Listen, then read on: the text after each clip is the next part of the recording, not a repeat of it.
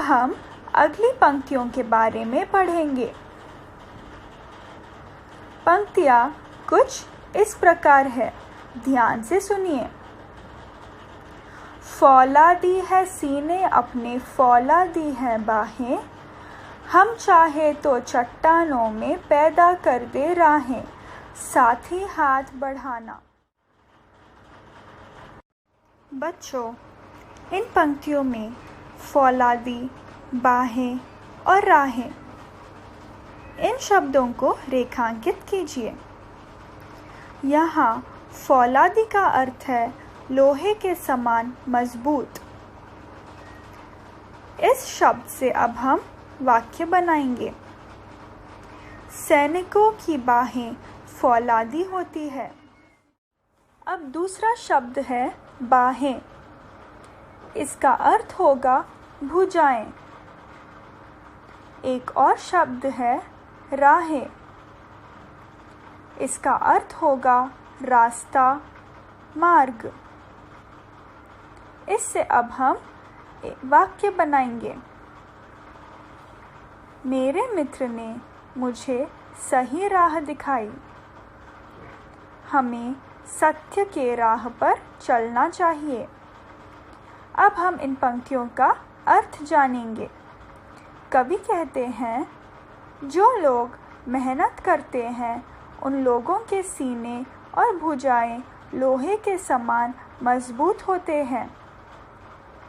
वे बड़े से बड़ा काम भी आसानी से पूरा कर लेते हैं और बड़ी चट्टानों को तोड़कर रास्ता बनाने का साहस करते हैं। इसलिए हमें मिलकर काम करना चाहिए। स्लेटर्स, ये था इन पंक्तियों का अर्थ। अब आप इन शब्दों को वाक्य में प्रयोग करके अपनी उत्तर पुस्तिका में लिखिए। शब्द है फौलादी और राहें। स्लेटर्स, अब हम अगली पंक्तियों के बारे में पढ़ेंगे। आप सब ध्यान दीजिए। मेहनत अपने लेख की रेखा, मेहनत से क्या डरना, कल गैरों की खातिर की, आज अपनी खातिर करना। अपना दुख भी एक है साथी, अपना सुख भी एक, अपनी मंजिल सच की मंजिल, अपना रास्ता नेक, साथ ही हाथ बढ़ाना। स्लेटर्स, अब हम पहली दो पंक्तियों के बारे में जानेंगे, जो इस प्रकार है। मेहनत अपनी लेख की रेखा, मेहनत से क्या डरना, कल गैरों की खातिर की, आज अपनी खातिर करना। बच्चों, पहली पंक्ति में मेहनत शब्द को रेखांकित कीजिए। इसका अर्थ होगा परिश्रम। अब हम इस शब्द से एक वाक्य बनाएंगे। स्लेटर्स, पहला वाक्य इस प्रकार है। हमें मेहनत करने से डरना नहीं चाहिए। बच्चों, इसी शब्द से दूसरा वाक्य बनेगा। मैंने कक्षा में प्रथम आने के लिए परीक्षा में खूब मेहनत की। स्लेटर्स, आप भी मेहनत शब्द से एक वाक्य बनाकर अपनी उत्तर पुस्तिका में लिखिए। अब अगला शब्द है लेख। इसका अर्थ है लिखा हुआ। बच्चों, इससे वाक्य इस प्रकार बनेगा। समाचार पत्र में मैंने कवि का एक लेख पढ़ा। अब हम रेखा शब्द का अर्थ जानेंगे। इसका अर्थ होगा लकीर। बच्चों, यहाँ पर रेखा शब्द व्याकरण की दृष्टि से संज्ञा शब्द है। स्लेटर्स, दूसरी पंक्ति है, कल गैरों की खातिर की, आज अपनी खातिर करना। बच्चों, इस पंक्ति में गैर शब्द का अर्थ जानेंगे। इसको रेखांकित कीजिए। इस शब्द का अर्थ होगा अजनबी। बच्चों, गैर का विलोम शब्द निजी होगा। बच्चों, गैर शब्द से वाक्य बनाएंगे। हमें गैर व्यक्ति पर भरोसा नहीं करना चाहिए। अब अगला शब्द है खातिर। इसको रेखांकित कीजिए। इसका अर्थ होगा के लिए। बच्चों, इसी पंक्ति में आज शब्द है। इसका विलोम शब्द होगा कल।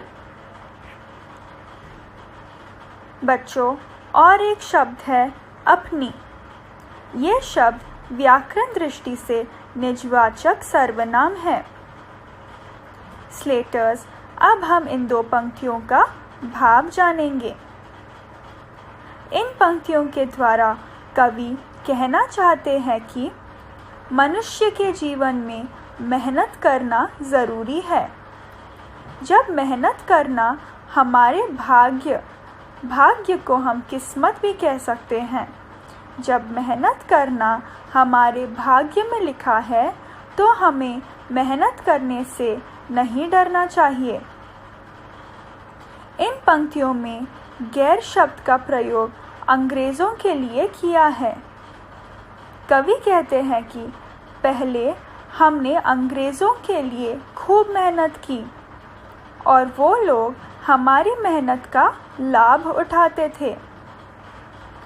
अब हमें अपने लिए मेहनत करना है और आगे बढ़ते रहना है। स्लेटर्स, अब हम अगली पंक्तियों के बारे में जानेंगे। अपना दुख भी एक है साथी, अपना सुख भी एक। अपनी मंजिल सच की मंजिल, अपना रास्ता नेक, साथी हाथ बढ़ाना। स्लेटर्स, पहली पंक्ति में अपना शब्द को रेखांकित कीजिए। अपना शब्द का विलोम शब्द पराया होगा।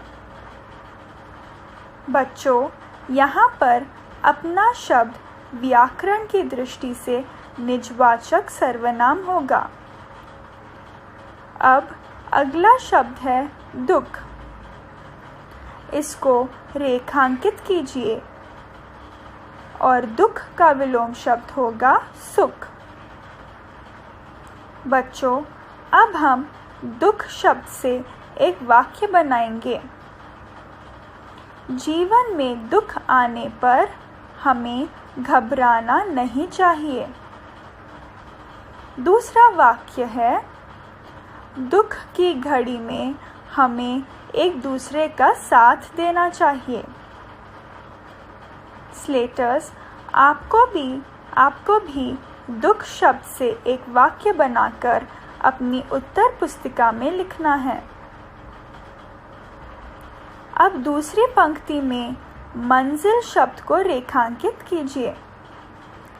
मंजिल का अर्थ होगा लक्ष्य। इससे वाक्य बनेगा मेहनत के द्वारा हम अपनी मंजिल को प्राप्त कर सकते हैं। बच्चों, अब सच शब्द को रेखांकित कीजिए। सच का विलोम शब्द होगा झूठ। एक और शब्द है नेक। इस शब्द का अर्थ होगा अच्छा।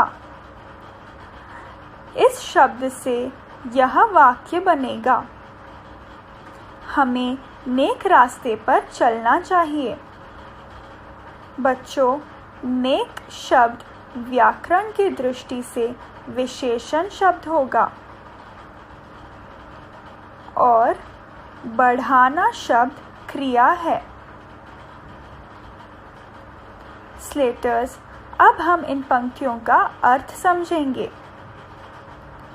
कवि कहते हैं कि सभी मेहनत करने वाले लोगों का सुख और दुख एक जैसा है। उनका लक्ष्य सच्चाई के रास्ते पर चलकर सच्चाई को प्राप्त करना है। इस प्रकार हम सभी को मिलजुल कर काम करना चाहिए। बच्चों, अब हम इस कविता की अंतिम पंक्तियों की ओर बढ़ेंगे। इन पंक्तियों को मैं पढ़ूंगी, आप ध्यान से सुनेंगे। एक से एक मिले तो कतरा बन जाता है दरिया, एक से एक मिले तो ज़र्रा बन जाता है सहरा, एक से एक मिले तो राई बन जाती है पर्वत, एक से एक मिले तो इंसान बस में कर ले किस्मत, साथ ही हाथ बढ़ाना। स्लेटर्स, इस कविता में एकता पर कवि ने ज़्यादा जोर दिया है। पहली पंक्ति पर ध्यान दीजिए। एक से एक मिले तो कतरा बन जाता है दरिया। स्लेटर्स, इस पंक्ति में कतरा शब्द को रेखांकित कीजिए। कतरा शब्द का अर्थ है बूंद। बच्चों, कतरा शब्द से वाक्य इस प्रकार बनेगा। हमें पानी का एक एक कतरा बचाना चाहिए। पानी के एक एक कतरे से नदी बनती है।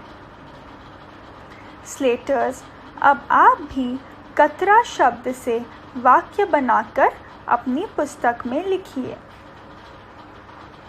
स्लेटर्स, अब आप सब दरिया शब्द को रेखांकित कीजिए। दरिया का अर्थ है नदी। दरिया शब्द के पर्यायवाची शब्द है नदी, सरिता, तटनी। बच्चों, दरिया व्याकरण की दृष्टि से संज्ञा शब्द है। स्लेटर्स, अब दूसरी पंक्ति पर ध्यान दीजिए। एक से एक मिले तो ज़र्रा बन जाता है सहरा। आप सब ज़र्रा शब्द को रेखांकित कीजिए। ज़र्रा का अर्थ है कण। बच्चों, ज़र्रा शब्द आपके लिए नया शब्द है। अब हम इससे एक वाक्य बनाएंगे। रेत के एक एक ज़र्रे से रेगिस्तान बनता है। मैंने सागर के किनारे पर कई सारे रेत के ज़र्रे देखे। स्लेटर्स, आप भी ज़र्रा शब्द से वाक्य बनाकर अपनी पुस्तक में लिखिए।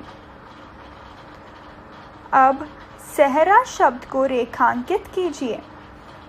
सहरा का अर्थ है रेगिस्तान। इसका और एक अर्थ होगा विवाह का मुकुट। सहरा से वाक्य बनेगा। मुझे सहरा में घूमना अच्छा लगता है। स्लेटर्स, अब तीसरी पंक्ति पर ध्यान दीजिए। एक से एक मिले तो राई बन सकती है पर्वत। एक से एक मिले तो राई बन सकती है पर्वत। बच्चों, राई शब्द को रेखांकित कीजिए। राई का अर्थ है एक प्रकार की छोटी सरसों। राई व्याकरण की दृष्टि से संज्ञा शब्द है।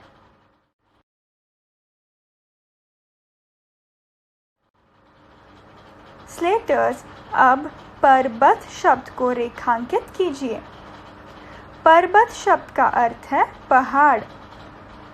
बच्चों, पर्वत शब्द के पर्यायवाची शब्द होंगे नग, शैल, पहाड़। बच्चों, पर्वत शब्द से वाक्य कुछ इस प्रकार होंगे। हिमालय विशाल पर्वत है। मुझे पर्वत पर चढ़ाई करना अच्छा लगता है। बच्चों, आप सभी पर्वत शब्द से वाक्य बनाएंगे और अपनी उत्तर पुस्तिका में लिखेंगे। स्लेटर्स, अब चौथी पंक्ति पर ध्यान दीजिए।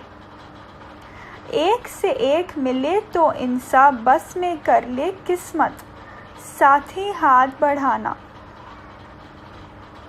बच्चों, इस पंक्ति में इंसा को रेखांकित कीजिए। इंसा का अर्थ है इंसान। बच्चों, अब अगली पंक्ति में बस शब्द को रेखांकित कीजिए। बस का अर्थ है वश या काबू में करना। अब अगला शब्द है किस्मत।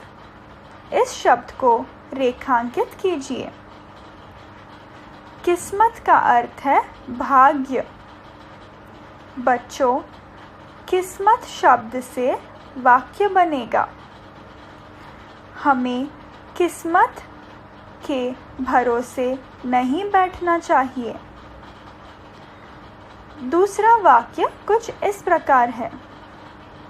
मेहनत के द्वारा हम अपनी किस्मत को भी बदल सकते हैं।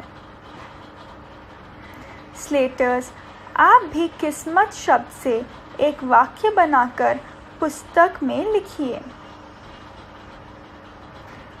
बच्चों, अब हम इन पंक्तियों के अर्थ जानेंगे। कवि कहते हैं कि हमें मिलजुल कर काम करना चाहिए। अगर हम एकता से काम करेंगे तो कठिन काम भी आसान हो जाता है, क्योंकि एकता में बल है।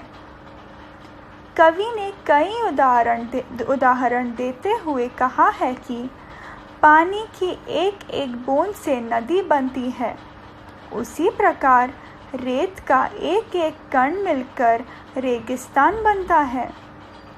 यदि सरसों के छोटे छोटे दाने मिल जाए तो वो पर्वत बना सकते हैं। इसी प्रकार सभी मनुष्य आपस में मिलकर काम करें तो वो अपने भाग्य को वश में कर सकते हैं।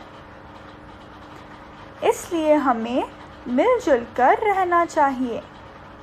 स्लेटर्स, मैं आपको कुछ प्रश्न गृह कार्य के लिए दे रही हूँ। आप इनके उत्तर अपनी पुस्तक में लिख कर रखिए। पहला प्रश्न यह है कि मिलजुल कर काम करने से क्या होगा? दूसरा प्रश्न कुछ इस प्रकार है। साथी हाथ बढ़ाना, इस पंक्ति का क्या अर्थ होगा? स्लेटर्स, अब आप इस वीडियो को फिर से देखिए।